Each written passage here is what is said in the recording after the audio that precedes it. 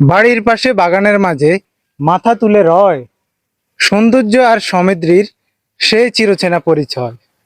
লক্ষ্মীপুরে গর্ব তুমি, প্রিয় সুপারি গাছ, তোমার ছায়ায় জীবন ফোটে, মাটির সঙ্গে নাচ।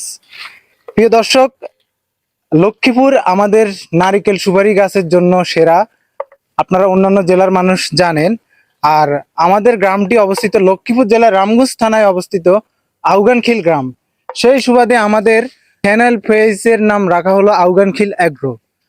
তো বেশ কিছুদিন আগে আপনারা একটি ভিডিওতে দেখেছেন আমার বড় ভাই আমাদের দোতলা যে মাছা খামারটি আছে ওই মাছা খামারের কাজ আমাদের চলমান, এরকম একটি ভিডিও আপনারা দেখছেন। তো ওই মাছা খামারের কাজ করার জন্য আমাদের বেশ কয়েকটি সুপারি গাছ লাগে। তো আমরা অনেকগুলা, আমাদের আরো বাগান আছে, ওইদিকে আছে এদিকে আছে, আমরা অনেকগুলা সুপারি গাছ কাটছি। এই সুপারি গাছটা কাটার আসলে প্রসেসিংটা হচ্ছে এই যে উনি যে দড়ি নিয়ে উঠছে, গিট দিয়ে বেঁধে তারপরে হচ্ছে টানা দিয়ে তারপর নিচে কাটবে। তো সুপারি গাছ কাটার প্রসেসিং এটা। তো সুপারি গাছ আসলে অনেক কাজে সেটা প্রয়োজন হয়, বিভিন্ন কাজ করা যায় সুপারি গাছ দিয়ে। সুপারি গাছ দিয়ে যেমন আপনার এই ঘরটা বানানো হয়েছে, এখানে কিন্তু সুপারি গাছও ইউজ করা হয়েছে, এখানে বাঁশ এবং সুপারি গাছ ইউজ করা হয়েছে। তো সুপারি গাছ আসলে বিভিন্ন কাজে লাগে, বিভিন্ন প্রয়োজনের কাজে লাগে। দেখা গেছে একটা কাজ করতে গেলে আমাদের যে মাছা খামারটি, ওই মাছা খামারটি যদি আমরা লোয়ার অ্যাঙ্গেলে কাজ করতে যাই, আমাদের প্রায় আপনার 1 লক্ষ টাকার মতো খরচ হবে। আর সেই কাজটা আমরা কম খরচে করতেছি আমাদের নিজের বাগানের সুপারি গাছ দিয়ে। তো এই মাছা খামারটা আমাদের কি প্রসেসিং এ তৈরি হবে, আমাদের এই মাছা খামারটা আসলে কিভাবে তৈরি হবে? সুপারি গাছগুলা কাটি, তারপরে এই যে এগুলা মাঝখান দিয়া এটা খন্ড করা হবে 3 খন্ড বা 2 খন্ড। 2 খন্ড করার পরে তারপরে আবার এই গাছের মাঝখান দিয়ে আবার এটাকে ভাগ করা হবে 2 ভাগ করে।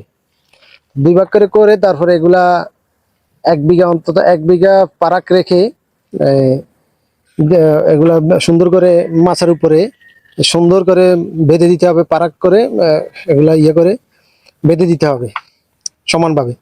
তারপরে এর উপর দিয়ে আমরা জালি দেব। জালি দেওয়ার পরে ইনশাআল্লাহ এটা শক্ত হবে, অনেক শক্ত করে দিতে হবে, কারণ এখানে মুরগি থাকবে।